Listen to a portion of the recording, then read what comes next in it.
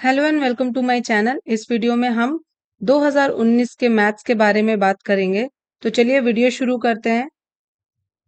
पहला क्वेश्चन है, the number of times the digit 5 will appear while writing the integers from 1 to 1000। 1 से लेके 1000 तक कितने नंबर्स में डिजिट 5 अपीयर होगा। पहले हम 1 to 100 देख लेते हैं।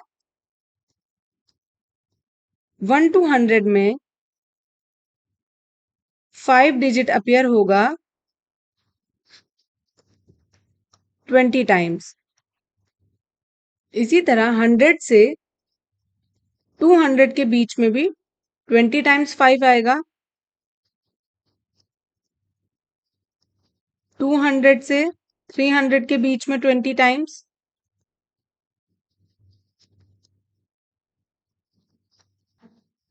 1 से लेके 1000 तक टोटल 5 कितने टाइम्स आए? 180 टाइम्स।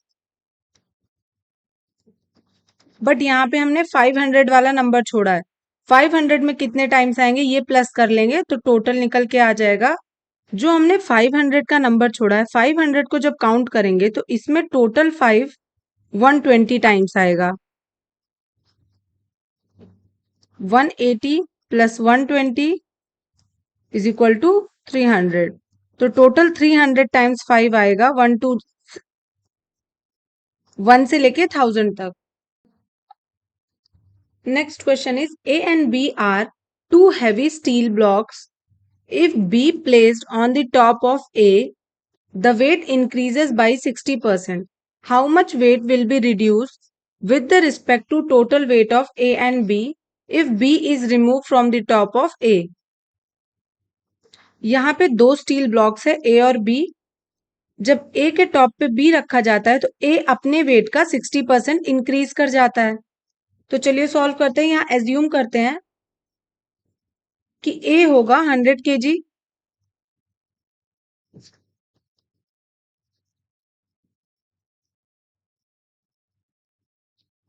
100 kg का 60% इंक्रीज हो जाता है, which means 100 plus 60 160 kg। A का वेट कितना हो जाता है? 160 kg। तो यहां पे इंक्रीज कितना वेट हुआ? Increase weight is 60 kg। तो क्वेश्चन आगे क्या कह रहा है? कितना वेट रिड्यूस होगा ए बी के रिस्पेक्ट में अगर बी को रिमूव कर दिया जाए ए के टॉप से। तो 60 kg को अगर 160 से रिमूव किया जाए, क्योंकि अब ए का वेट कितना था? 160 kg। A minus B is equal to 160 minus 60 kg। हमने रिमूव कितना किया? 60 kg। टोटल कितने वेट से? 160 kg से। अब इसका परसेंट निकाल लेते हैं तो ये आएगा 37.5 kg। में टोटल वेट के रिस्पेक्ट में पूछा था, ए और बी के टोटल वेट के रिस्पेक्ट में क्वेश्चन। तो टोटल वेट के रिस्पेक्ट में 37.5 kg वेट रिड्यूस होगा। Answer is option D. Next question, Mr. X has 3 children. The birthday of first child falls on the 5th Monday of April. That of the second one falls on the 5th Thursday of November. On which day birthday of third child will fall on 20th December? X के 3 children हैं, A, B and C. A का birthday पड़ता है 5th Monday of April।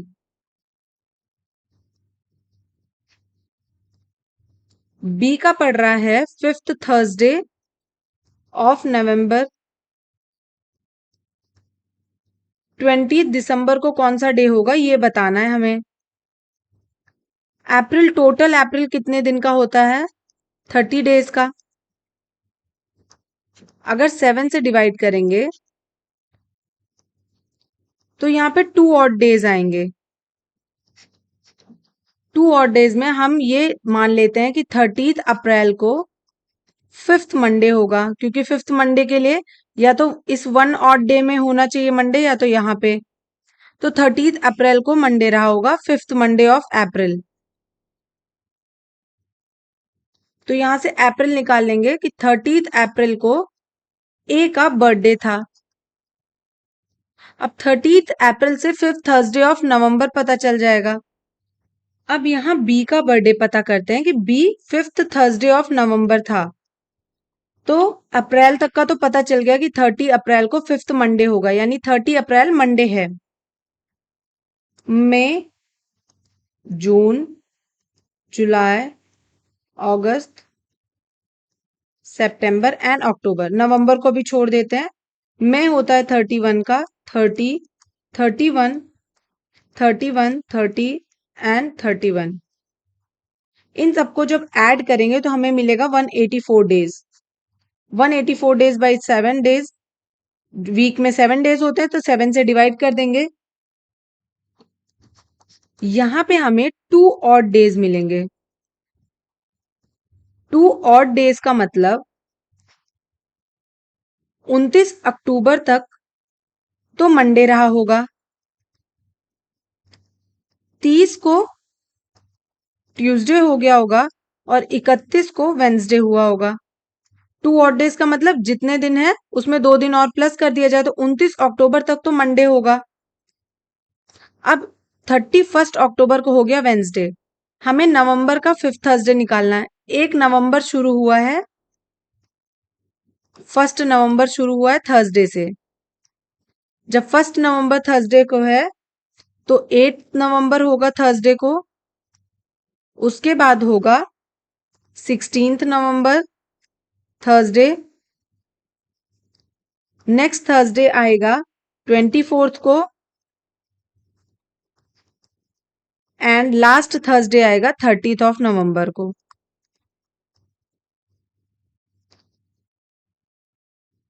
ये first Thursday, second Thursday, third Thursday, fourth Thursday and 5th Thursday. तो 5th Thursday of November पड़ेगा 30th नवंबर को। अब जब हमें ये पता चल गया कि 30 नवंबर को थर्सडे है तो 20 दिसंबर तक की डेट निकाल लेंगे। अब यहां से हमें पता चला कि 1 ऑफ दिसंबर को तो डे होगा फ्राइडे। टोटल 20 डेज की बात कर रहा है कि 20 दिसंबर को क्या डे होगा, तो 20/7।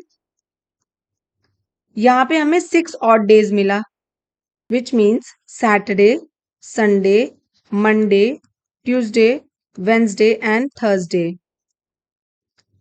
तो 20th ऑफ दिसंबर को होगा Thursday. Option B correct. Next, the number of parallelogram that can be formed from a set of 4 parallel lines intersecting another set of 4 parallel line। 4 parallel line दी हुई है और इसको अलग से एक 4 पैरेलल लाइन इंटरसेक्ट कर रही है। यहां पे बताना है कि कितने पैरेललोग्राम्स बन सकते हैं। 4 पैरेलल लाइन में से हमें 2 सिलेक्ट करनी है तो एक पैरेललोग्राम बनेगा। इसी तरह अगला 4 सिलेक्ट करेंगे तो उसमें से भी 2 लाइन सिलेक्ट कर लेंगे तो एक पैरेललोग्राम बनेगा। ये वर्टिकल 4 लाइंस हो गई, उनमें से 2 लाइन सिलेक्ट करनी है। ये हॉरिजॉन्टल 4 लाइंस हो गई, उनमें से 2 लाइन सिलेक्ट करनी है, तब जाके एक पैरेललोग्राम बनेगा। दोनों का मल्टीप्लाई कर देंगे तो हमें पता चल जाएगा कि कितने सेट ऑफ पैरेलल लाइन से पैरेललोग्राम बनेगा। 4 factorial upon 4 minus 2 factorial multiplied by 2 factorial multiply 4 factorial upon 4 minus 2 factorial multiplied by 2 factorial. इसे सॉल्व करेंगे, 4 multiplied by 3 upon 2, 4 multiplied by 3 upon 2, 6 multiplied by 6 is equal to 36। Total 36 parallelogram बनेंगे जब 4 verticals line और 4 हॉरिजॉन्टल्स को हम use करेंगे तो total 36 parallelogram बनेंगे। Option D is correct. Next question. In a school, every student is assigned a unique identification number. A student is a football player if and only if the identification number is divisible by 4. अगर identification number divisible by 4 है तो वो क्या है, football player है।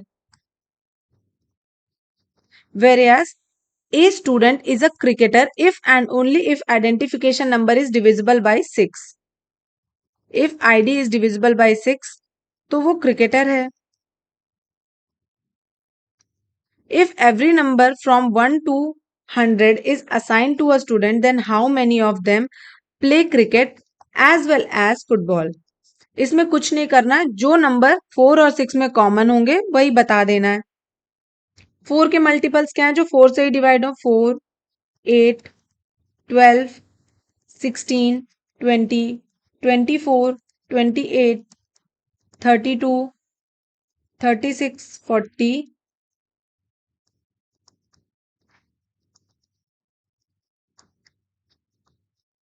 इसी तरह हम 100 तक लिख लेंगे कि कितने 4 से डिविजिबल हैं होंगे फुटबॉल वालों का identification number.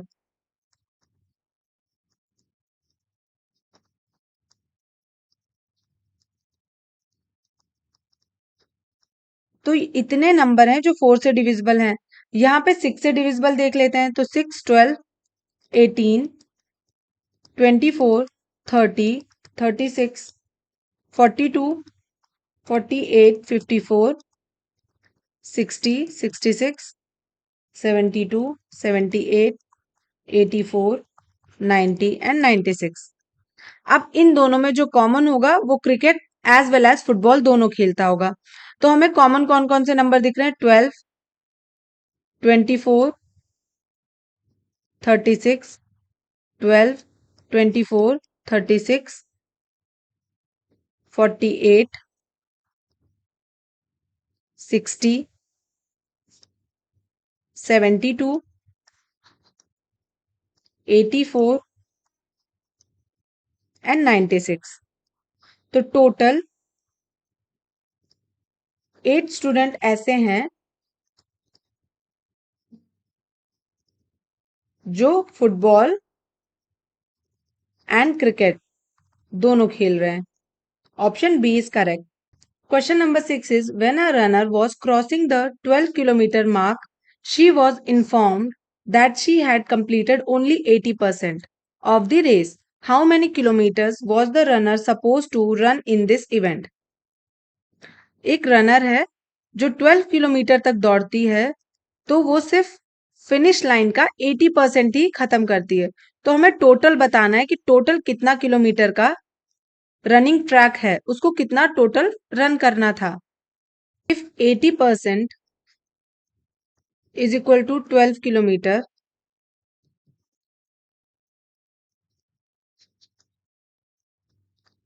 then 1% is equal to 12 upon 80. 100% is equal to 12 upon 80 multiplied by 100.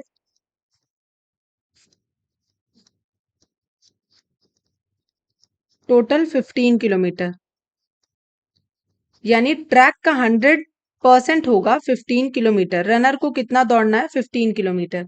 Option B correct. Next question, Raju has 9,000 with him and he wants to buy a mobile handset, but he finds that he has only 75% of amount required to buy a handset. Therefore, he borrows 2,000 from a friend then. Question क्या है यहाँ पे, राजू है उसके पास already 9,000 रुपए हैं और उसे एक मोबाइल हैंडसेट लेना है, पर 9,000 रुपए मोबाइल हैंडसेट के सिर्फ 75% के बराबर है। यहाँ पे जितना भी मोबाइल हैंडसेट का रुपीज होगा, एक्स रुपीज मान लेते हैं, उसका 75% ही 9,000 है। राजू ने अपने फ्रेंड से 2,000 रुपए और लिए। अब हमें बताना है, यहाँ पे 4 ऑप्शंस दिए हैं, हमें बताना है कि क्या उसके पास इनफ पैसे थे और पैसा बच जाएगा, कि अब भी नहीं पैसे इनफ हुए, या सेम एग्जैक्ट अमाउंट मिल गया, या 500 रुपए एक्स्ट्रा या 1,000 रुपीज एक्स्ट्रा। तो 75% rupees is equal to 9,000, then 1% is equal to 9,000 upon 75।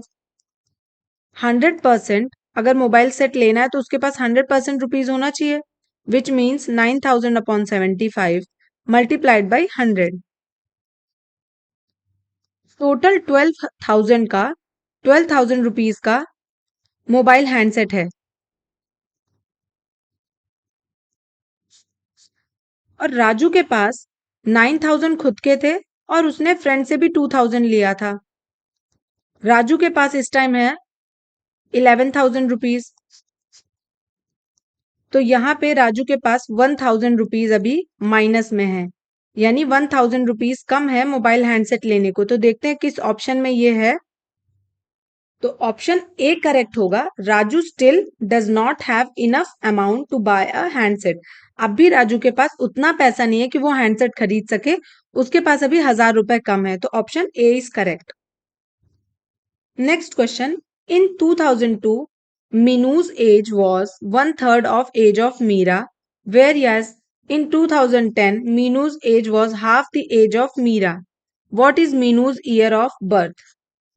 यहाँ पर मीनू की एज 1/3 है मीरा की एज का, तो मीरा की एज को हम x मान लेते हैं। तो मीनू की एज कितनी हो जाएगी? 1/3 है मीरा की एज का, विच मीन्स x/3।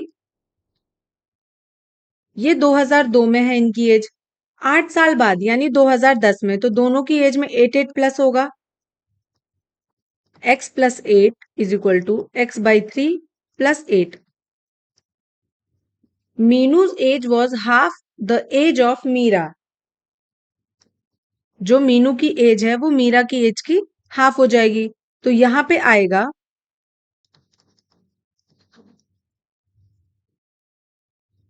जब इस इक्वेशन को सॉल्व करेंगे cross multiplication, 3x 24 = 2x + 48 x = 24। यहां पे हमें मीरा की एज पता चल गई कि मीरा की एज है 24। एज कैसे निकालेंगे?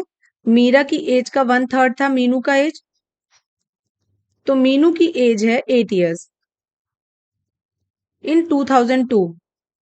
तो 8 इयर्स अगर बैक जाएंगे तो मीनू की बर्थ ईयर क्या होगी? 1994। Option B is correct. Next question, Rakesh and Rajesh together bought 10 balls and 10 rackets. Rakesh spent 1,300 and Rajesh spent 1,500. If each racket cost 3 times a ball does, then what is the price of racket?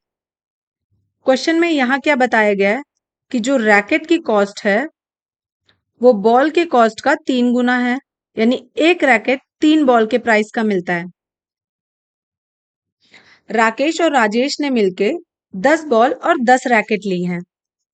Rakesh ने spend किया 1,300 rupees और राजेश ने spend किया 1,500 रुपए।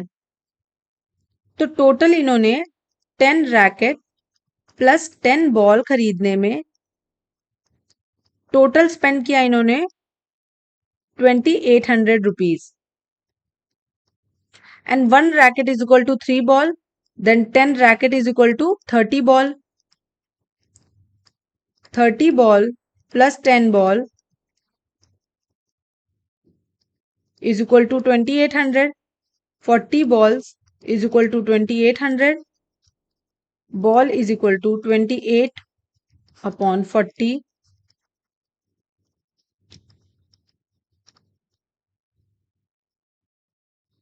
Ball आ गई 70 rupees की। Ball के price का 3 गुना रैकेट का प्राइस है, तो 70 multiplied by 3 is equal to 210। एक रैकेट हुआ 210 रुपए का। तो रैकेट का प्राइस पूछा था तो ऑप्शन सी करेक्ट होगा, 210। Next question, P, Q and R, 3 towns. The distance between P and Q is 60 kilometer, whereas the distance between P and R is 80 kilometer. Q is in the west of P and R is in the south of P. What is the distance between Q and R? Q is in the west of P. P के waste में Q है और PQ का distance कितना है? 60 kilometre. R is in the south of P. P के south में R है और डिस्टेंस कितना है 80 किलोमीटर। क्यू और आर का डिस्टेंस पता करना है। पाइथागोरस थ्योरम लगा देंगे। P Q square plus P R square is equal to Q R square plus 6400 is equal to Q R square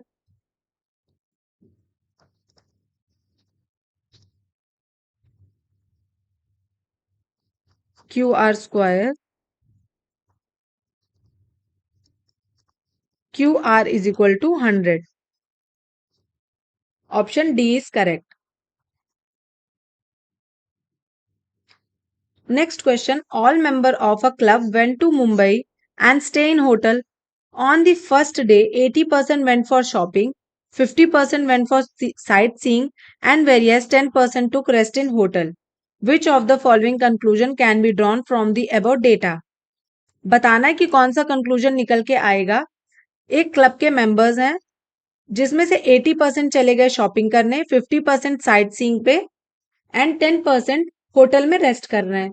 अब बताना है 40% member went for shopping as well at sightseeing, 20% member went for only shopping. Total 100% को 100 people लेते हैं। 100% था 100 people.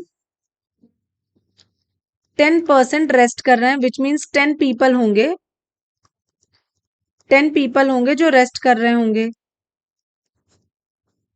तो इनको निकाल देते हैं। अब यहाँ पे बचे 90 लोग। 90 लोग में से कह रहे हैं 80% शॉपिंग को गए हैं एंड 50% साइट सीइंग को गए हैं।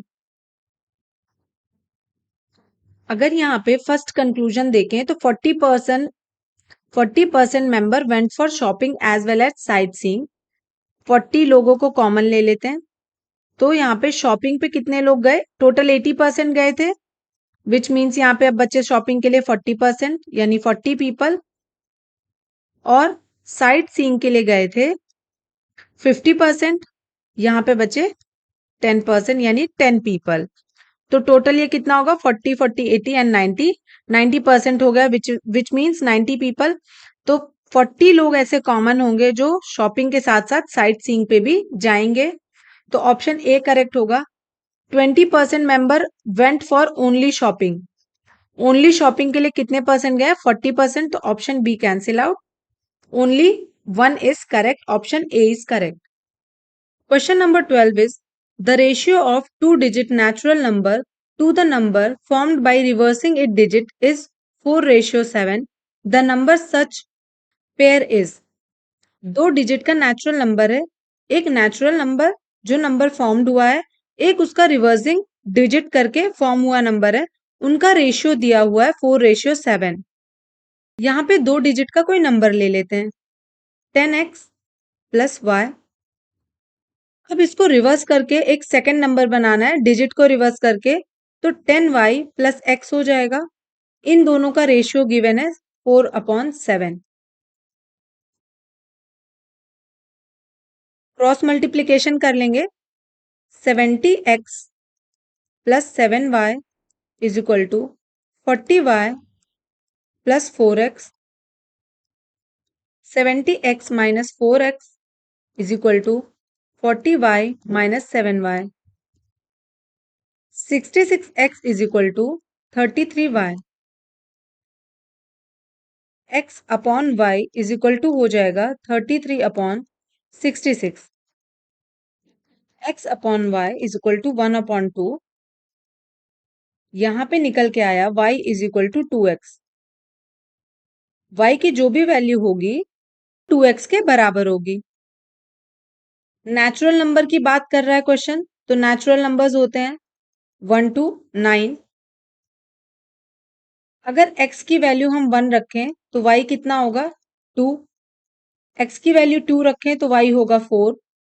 अगर 3 रखें तो y होगा 6 और 4 रखेंगे तो y होगा 8। इसके बाद अगर कोई भी नंबर x का रखेंगे तो वो डबल डिजिट में चला जाएगा, और 4 ऐसे पॉसिबल कॉम्बिनेशंस हैं जिनका नंबर रिवर्स करने पे रेशियो 4/7 आएगा, तो option B is correct. Next question, in an examination A has scored 20 marks more than B. आप लोग पीवाईक्यू बहुत सॉल्व करके जाइएगा क्योंकि यूपीएससी क्वेश्चंस रिपीट करता है। ए के मार्क्स बी से 20 मार्क्स मोर है।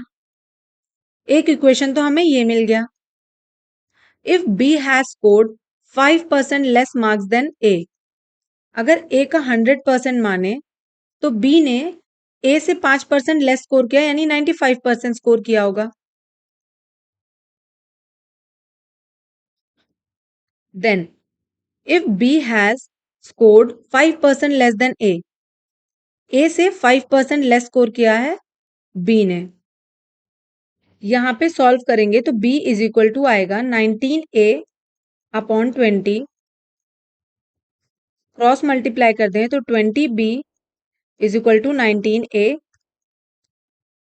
20b is equal to a के प्लेस पे हम b प्लस 20 रख सकते हैं, तो 19b plus 20, 20b is equal to 19b plus 380। Interchange होगा यहाँ पे तो ये माइनस हो जाएगा, तो b इज इक्वल टू आ गया 380। How much B score, question यही पूछा था कि बी का स्कोर कितना है, तो बी का स्कोर है 380। Option B is correct. Next question is Sita and Gita go for a swim after a gap of every 2 days and every 3 days. If on 1st January both of them went for a swim together, when will they go together next? अब यहाँ question में ध्यान देने की बात यह है कि after a gap of every 2 days, 2 दिन के बाद जाती हैं, यानी 3rd डे जाती होंगी, एंड एवरी 3 days रिस्पेक्टिवली, और 4th डे जाती होंगी। तो हमें 3 और 4 का एलसीएम निकालना है पहले, तो एलसीएम इज 12। तो दोनों दोबारा 1st जनवरी से 12 दिन बाद मिलेंगी।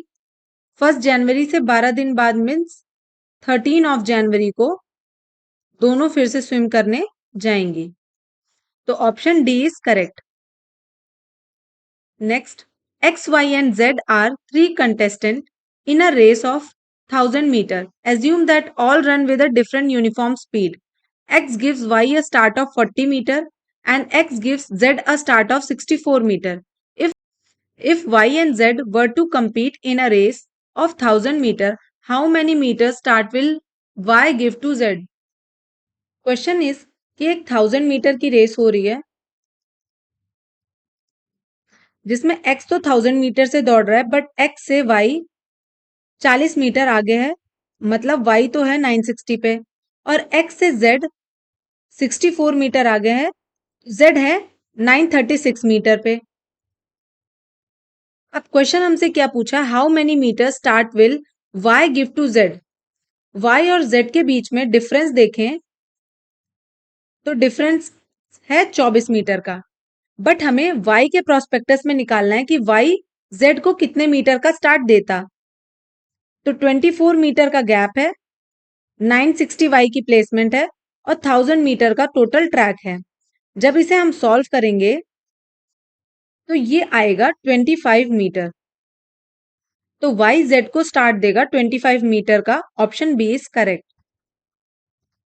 Next question is Anna was born 4 years after her parents marriage.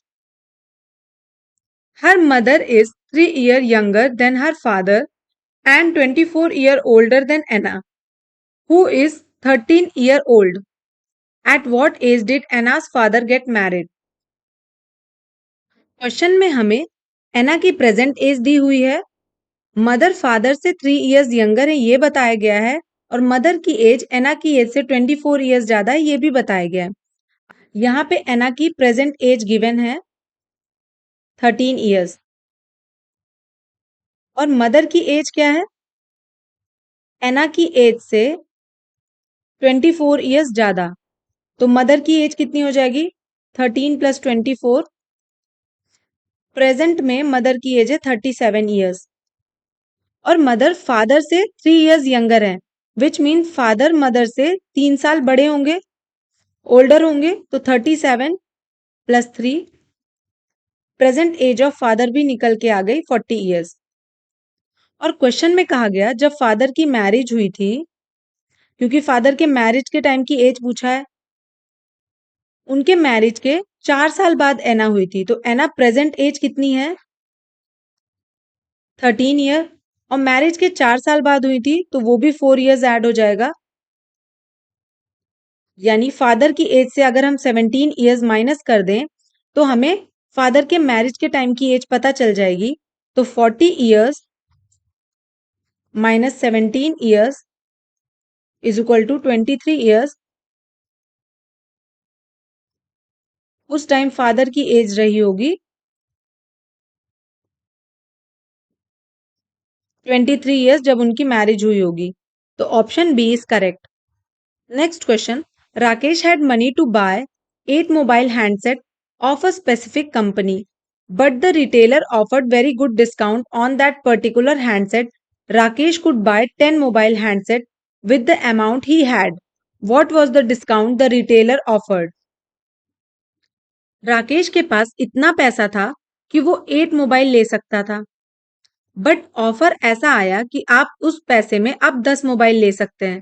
तो क्वेश्चन में बताना है कि कितने परसेंट का डिस्काउंट दिया गया जिससे अब 8 फोन की जगह हम 10 मोबाइल ले सकते हैं। एज्यूम करते हैं कि 1 हैंडसेट का प्राइस 100 रुपीज था, 8 हैंडसेट का होगा 800 रुपीज। आफ्टर डिस्काउंट, डिस्काउंट से पहले 8 मोबाइल हैंडसेट 800 रुपए में मिल रहे थे, बट डिस्काउंट के बाद राकेश को 10 हैंडसेट 800 रुपए में मिल रहे हैं। तो जो सेलिंग प्राइस पहले 100 रुपीज थी, इस टाइम सेलिंग प्राइस कितनी होगी? 800 अपॉन 10, 80 रुपीज होगी एक हैंडसेट की सेलिंग प्राइस। यहां 1 हैंडसेट की सेलिंग प्राइस निकल के आ गई। और पहले थी 100 रुपीज, डिस्काउंट कितने रुपए का हुआ? जो चीज पहले 100 रुपए की मिल रही थी अब हमें वो 80 रुपए की मिल रही है, तो डिस्काउंट हुआ 20 रुपीज का। यहां से परसेंटेज निकाल लें, 20 रुपीज का डिस्काउंट टोटल 100 में से मिला and multiplied by 100 which is 20%। Option B is correct. पहले 8 मोबाइल मिल रहे थे उतने पैसे में, फिर 10 मोबाइल मिले। Next question is the average marks of 100 student are given to be 40. It was found later that marks of one student were 53, which were misread as 83. The corrected mean marks are 100 student के average marks थे 40, but बाद में देखा गया कि एक student को जिसको 53 मिलना था गलती से उसे 83 दे दिया गया। तो अब करेक्टेड मीन मार्क्स बताना है। टोटल मार्क्स निकाल लेते हैं, 100 students multiplied by 40 which is 4000। Marks कितना होना चाहिए था? 53, बट मिसरीड कितना हुआ? 83। 30 मार्क्स ज्यादा हो गया, 30 मार्क्स प्लस हो गया, तो 4000 में से हम 30 मार्क्स माइनस कर देंगे। तो यहां पे बचा 3970। एवरेज होना चाहिए था 3970, बट एवरेज हो गया था 4000। अब 3970 को 100 स्टूडेंट से जब डिवाइड करेंगे तो हमें एवरेज मार्क्स मिल जाएगा। तो एवरेज होगा 3970 अपॉन 100, 39.7। 30 मार्क्स ज्यादा लिख दिया गया था, तो 30 मार्क्स हम टोटल एवरेज से माइनस कर देंगे, तो हमारा ओरिजिनल नंबर आ जाएगा कि नंबर इतना होना चाहिए था, अपॉन 100 स्टूडेंट कर देंगे तो एवरेज मार्क्स पता चल जाएगा। Option B is correct. Next is what is X in the sequence 132, 129, 124, 117, 106, 93 and X. 132, 129,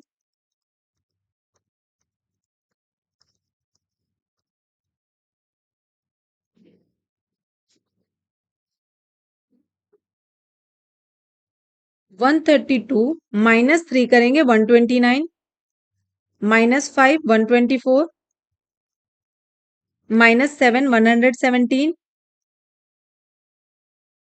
-11 106, -13 90। ध्यान से देखें तो ये प्राइम नंबर्स हैं जो माइनस हो रहे हैं। तो 13 के बाद आता है -17। जब 93 से 17 जाएगा तो ऑप्शन आएगा यहाँ पे 76। तो करेक्ट आंसर होगा option C 76। Next question, if the numerator and denominator of a proper fraction are increased by the same positive quantity which is greater than 0, the resulting fraction is। अगर proper fraction के numerator और denominator दोनों में positive quantity increase की जाए जो 0 से बड़ा हो तो फ्रैक्शन में क्या चेंज आएगा। प्रॉपर फ्रैक्शन क्या होता है, जिसमें डिनोमिनेटर बड़ा होता है और न्यूमरेटर छोटा होता है।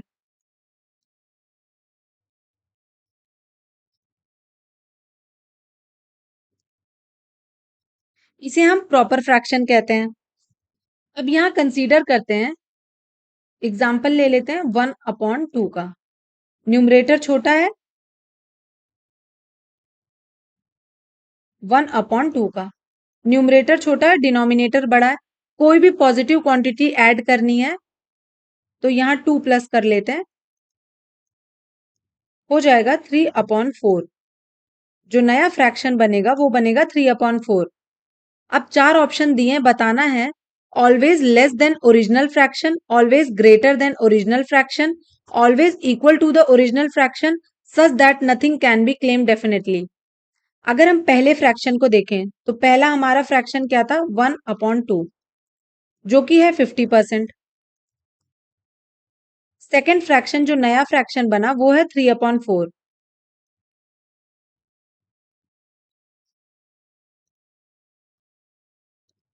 जो कि होगा 75%। तो ये पहले वाले फ्रैक्शन से तो ग्रेटर है, इक्वल तो नहीं है, ऑलवेज इक्वल, इक्वल वाला ऑप्शन कट गया, लेस देन कैंसिल आउट, तो ऑप्शन बी इज करेक्ट होगा, always greater than original fraction. Question is what is X in the sequence 4 196 16 144 36 100 and 64। Next is x 4 196 16 144 36 100 64 and x. 196 को जब देखेंगे तो ये है 14 का स्क्वायर, 144 इज 12 का स्क्वायर, 100 इज 10 का स्क्वायर। तो यहाँ पे जो भी नंबर होगा ये दो दो आपस में नंबर माइनस भी हो रहे हैं, 10 -2 होगा तो 8, 8 का स्क्वायर, यहाँ पे आना चाहिए 64। और इन नंबर्स को अगर देखें तो ये है 2 का स्क्वायर, 2 प्लस होके 4 का स्क्वायर, 2 प्लस होके 6 का स्क्वायर, 2 प्लस होके 8 का स्क्वायर। एक्स की प्लेस पूछा था तो एक्स के प्लेस पे आएगा 64। Option B is correct. Next question, in a group of 15 people 7 can read French, 8 can read English, while 3 of them can read neither of these two languages, the number of people who can read exactly one language। Total कितने peoples हैं यहाँ पे, total हैं 15 people, और question में given है कि 3 people ना ही इंग्लिश पढ़ सकते हैं ना ही फ्रेंच पढ़ सकते हैं। तो हम 15 में से 3 पीपल माइनस कर देंगे तो 12 पीपल ऐसे हैं जो या तो फ्रेंच पढ़ते होंगे या इंग्लिश पढ़ते होंगे या बोथ पढ़ते होंगे। क्वेश्चन में हमें आंसर किस बात का देना है कि read exactly one language, exactly one language कितने लोग पढ़ते होंगे। अब हमारे पास टोटल कितने लोग बचे हैं, 12 लोग। क्वेश्चन में गिवन है 7 पीपल फ्रेंच रीड करते हैं एंड 8 पीपल इंग्लिश रीड करते हैं। 7 प्लस 8 करेंगे तो ये आएगा 15।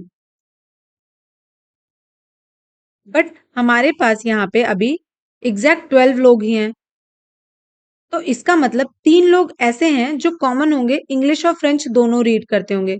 तो यहाँ वेन डायग्राम बनाते हैं। 3 यहाँ पे कॉमन हो गए, 3 दोनों रीड करते होंगे फ्रेंच प्लस इंग्लिश। टोटल यहाँ पे गिवन था कि 7 पीपल फ्रेंच पढ़ सकते हैं, तो 7 माइनस 3 कर देंगे तो एग्जैक्ट ओनली 4 लोग ऐसे होंगे जो फ्रेंच पढ़ते होंगे। 8 में से 3 चला जाएगा तो 5 लोग ऐसे होंगे जो इंग्लिश पढ़ते होंगे। हमसे एग्जैक्टली वन लैंग्वेज का बताना है आंसर कि वन लैंग्वेज कितने लोग पढ़ते होंगे। तो 4 प्लस 5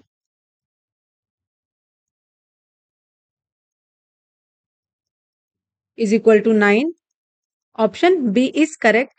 9 लोग ऐसे होंगे जो केवल फ्रेंच और केवल इंग्लिश पढ़ रहे होंगे।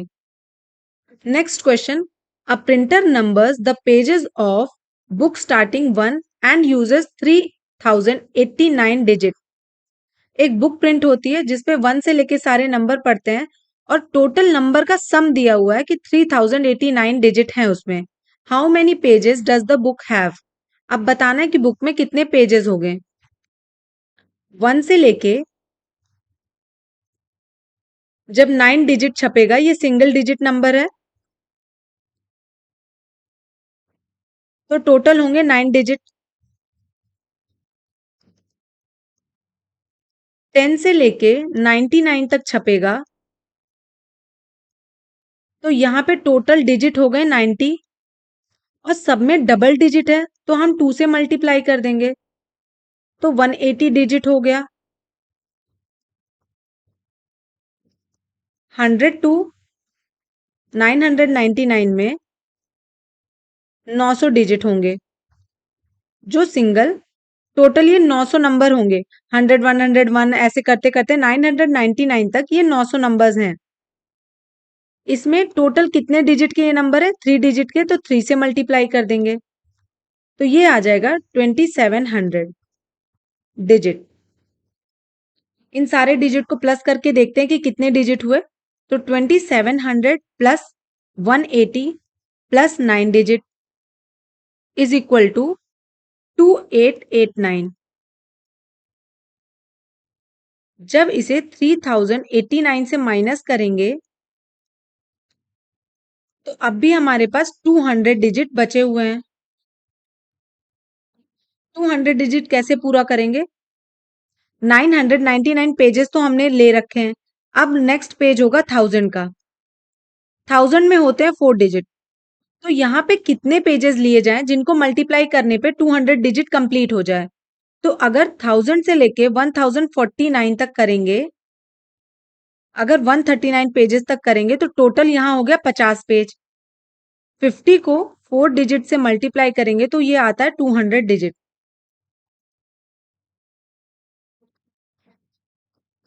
तो डिजिट भी कंप्लीट हो जाएगी, पेज नंबर भी कंप्लीट हो जाएगा और हमारे पास टोटल पेज निकल के आएगा 1049।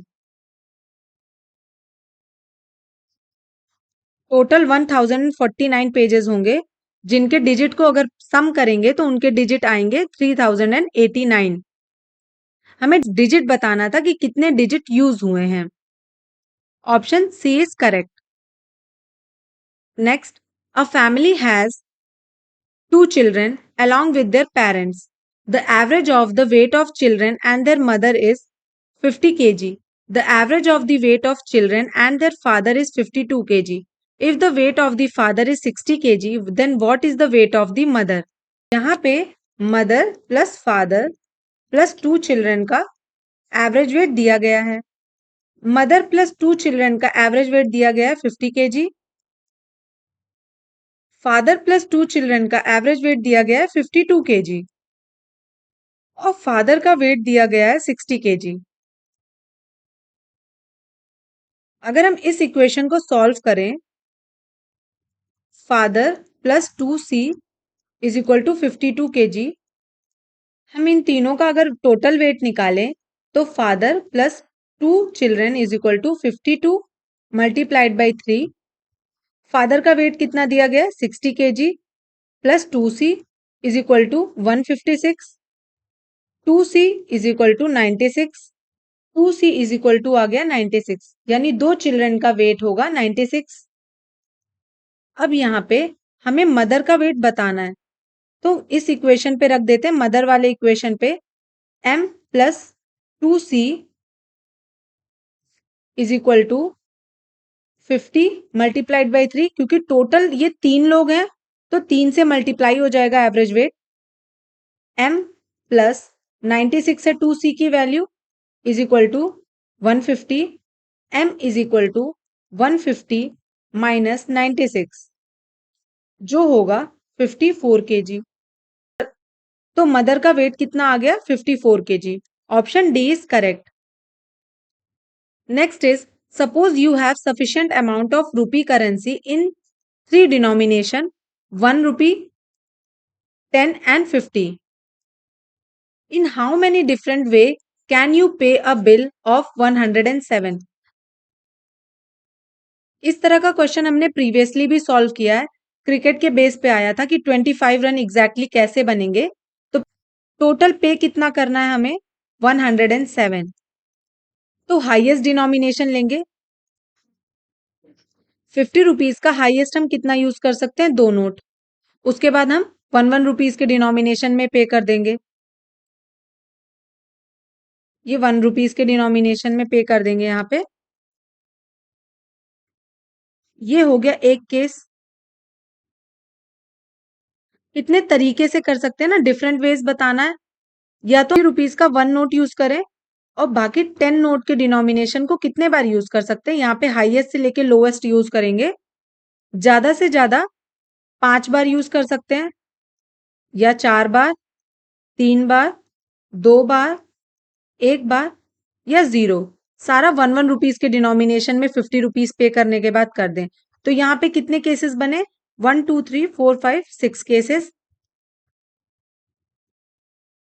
अब 50 रुपीज का एक भी डिनोमिनेशन ना यूज करें। जब 50 रुपीज का एक भी डिनोमिनेशन नहीं यूज करेंगे तो 10 रुपीज के कितने डिनोमिनेशन यूज कर सकते हैं मैक्सिमम 10, 9, 8, 7। 10 के 10 100 रुपीज पे करें, फिर 7 रुपीज 1 कर दें, या 90 पे करके 1 रुपीज कर दें। इसी तरह 6, 5, 4, 3, 2, 1 एंड 0। एक भी 10 रुपए ना पे करें, 107 रुपए सिर्फ एक एक रुपए के डिनोमिनेशन में दे दें। तो यहाँ कितने केसेस होंगे 1 2 3 4 5 6 7 8 9 10 11, टोटल 11 केसेस होंगे। जब इन सारे केसेस को जोड़ेंगे तो 1 प्लस 6 प्लस 11, 18 डिफरेंट वेज होंगे, 18 वेज होंगे जिससे हम 107 रुपए पे कर सकते हैं। Option C is correct. Next, A started from his house and walk 20 meter towards east. ये रीजनिंग का क्वेश्चन है, बट रीजनिंग में नहीं सॉल्व हो पाया था तो इधर मैथ्स में सॉल्व करा दे रहे हैं। Where his friend B joined him, they together walked 10 meter in the same direction.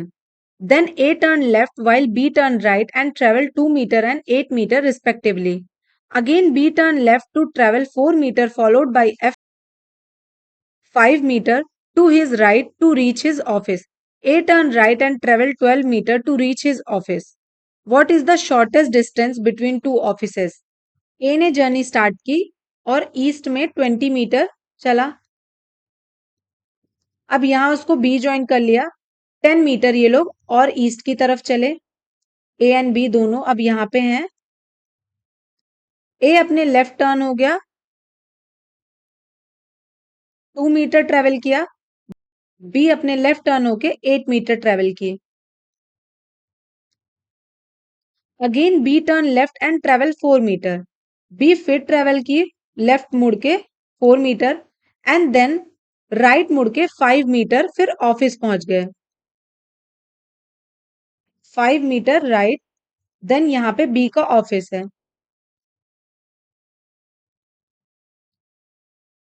A turn right and travel 12 metre.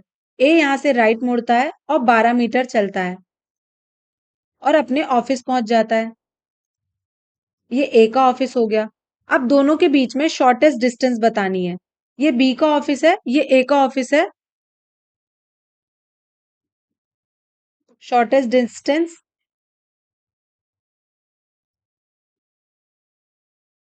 यहाँ पे 4 मीटर की डिस्टेंस बची।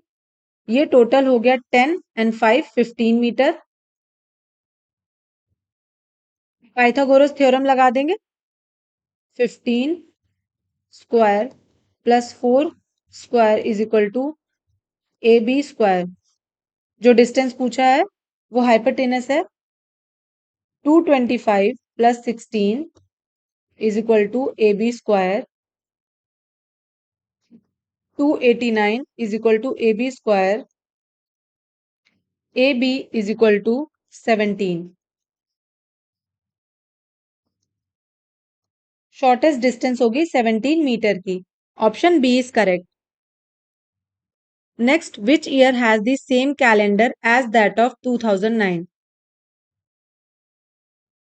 2009 की तरह सेम कैलेंडर किसका होगा? लीप ईयर का जो कैलेंडर होता है वो 28 ईयर्स बाद रिपीट होता है। Leap year plus 1 year 6 years बाद रिपीट होता है। लीप ईयर प्लस 1 ईयर मतलब जैसे 2024 लीप ईयर था, प्लस 1 मतलब 2025। तो 2025 का कैलेंडर अब 6 साल बाद रिपीट होगा 2031 में। इसी तरह लीप ईयर प्लस 2 11 ईयर्स बाद रिपीट होगा और लीप ईयर प्लस 3 का भी जो कैलेंडर होगा वो 11 ईयर्स बाद रिपीट होगा। 2009 क्या है? 2009 देखें तो 2008 था leap year. Leap year plus 1 है 2009 और लीप ईयर प्लस 1 का कैलेंडर कब रिपीट होगा? 6 साल बाद। तो 2009 में जब 6 प्लस करेंगे तो 2015 में ये कैलेंडर रिपीट होगा। Option D is correct. ये हमें याद रखना ये पॉइंट। लीप ईयर का कैलेंडर 28 साल बाद रिपीट होता है। Leap year plus 1 calendar 6 years बाद रिपीट होता है। लीप ईयर प्लस 2 11 ईयर्स बाद रिपीट होता है एंड लीप ईयर प्लस 3 भी 11 ईयर्स बाद रिपीट होता है। ये छोटी सी ट्रिक याद रखेंगे ना तो इस तरह एक क्वेश्चन तो पक्का आता है। तो ये जो क्वेश्चन हम लोग छोड़ देते हैं या कैलेंडर देख के छोड़ देते हैं ये पक्का सही हो जाएगा। ये बहुत ईजी है, याद रख लीजिएगा 4 point. Next question is number 136 is added to 5b7 and the sum obtained is 7a3 where a and b are integers. It is given that 7a3 is exactly divisible by 3. The only possible value of b. b की only possible value बतानी है। 136 जब 5b7 में add होता है तो इन दोनों का सम मिलके आता है 7a3। a और b इंटीजर्स हैं। 7a3 एग्जैक्टली 3 से डिविजिबल है और b की पॉसिबल वैल्यू बतानी है। b की वैल्यू होगी 8। जब हम b को 8 रखेंगे यहां पे सॉल्व करते हैं। 136 5 8 7 6 प्लस 7 करेंगे 13 1 carry on 2 7 723 is totally divisible by 3। तो स्टेटमेंट भी सेटिस्फाई हो रही है, totally divisible by 3 and B की एक ही वैल्यू आएगी वो होगी 8। Option D is correct. Next question is Sunita cuts a sheet of paper into 3 pieces. Length of first piece is equal to the average of 3 single digit odd prime numbers. Length of second piece is equal to that of first plus 1/3 of length of third. The third piece is as long as the other two pieces together. The length of the original sheet of paper is. ये question देखने में थोड़ा tricky और tough लग रहा होगा but एक एक लाइन पढ़ के इसको सॉल्व करते हैं। सुनीता सुनीता ने एक पेपर को 3 पीसेस में कट किया।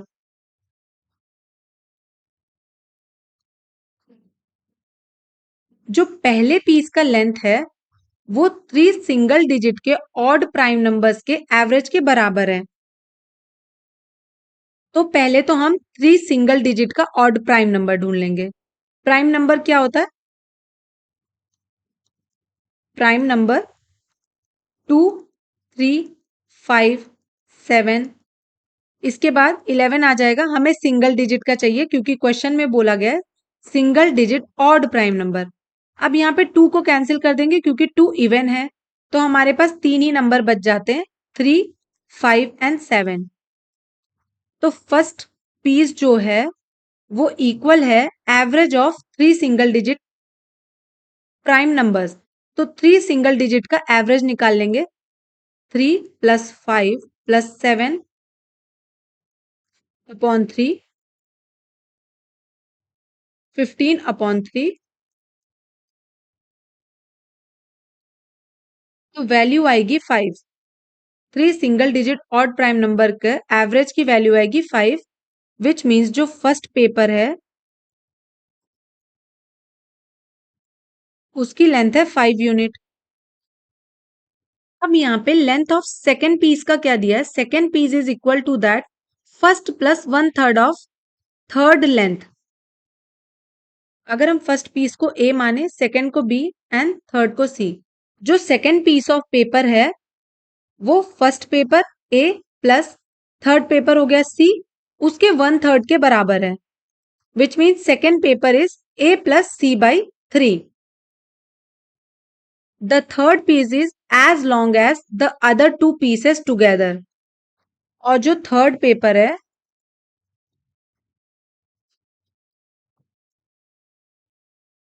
सी इज इक्वल टू दोनों एज अदर 2 पीसेस टूगेदर, दोनों पेपर को प्लस करने पे थर्ड पेपर की वैल्यू आएगी। यहाँ पे हमें c is equal to A plus B पता है और a की वैल्यू भी पता है कि 5 यूनिट है। सेकेंड इक्वेशन को सॉल्व करके देखते हैं। a plus C upon 3, second paper है b, इसकी वैल्यू क्या है? b। b is equal to A plus C upon 3। A के लिए क्या लिख सकते हैं हम? 5 प्लस सी के लिए क्या लिख सकते हैं? ए प्लस बी, और ए के प्लेस पे हम 5 यूज कर सकते हैं, तो यहाँ पे 5 प्लस बी लिख के 3 लिख सकते हैं। 15 plus 5 plus B is equal to B. 20 plus B is equal to 3b। 2b is equal to 20 and b is equal to 10। b की वैल्यू कितनी आ गई? इसकी आई थी 5 यूनिट, b की आ गई 10 यूनिट, और c की वैल्यू दी है a plus B, which means 5 plus 10 is equal to 15। c हो गई 15 यूनिट। ओरिजिनल लेंथ शीट की बतानी थी, इन तीनों को प्लस कर देंगे। 5 plus 10 plus 15 is equal to 30 unit.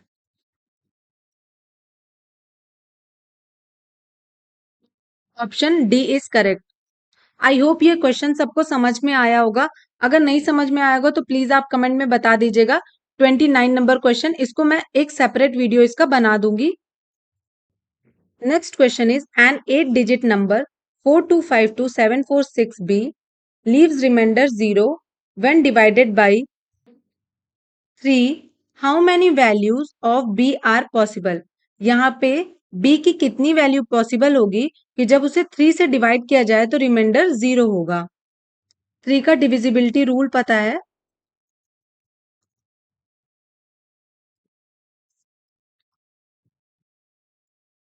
कि अगर सम ऑफ नंबर्स 3 से डिवाइड हो रहा है, sum of number is divisible by 3, तो वो पूरा का पूरा नंबर डिविजिबल होगा 3 से। 4 plus 2 plus 5 plus 2 plus 7 plus 4 plus 6। अब यहाँ पे हमें b की वैल्यू रखनी है। अगर इसका सम 3 से डिविजिबल होगा तो ये पूरा टोटल नंबर भी 3 से डिविजिबल होगा। यहां तक सम आ रहा है 30।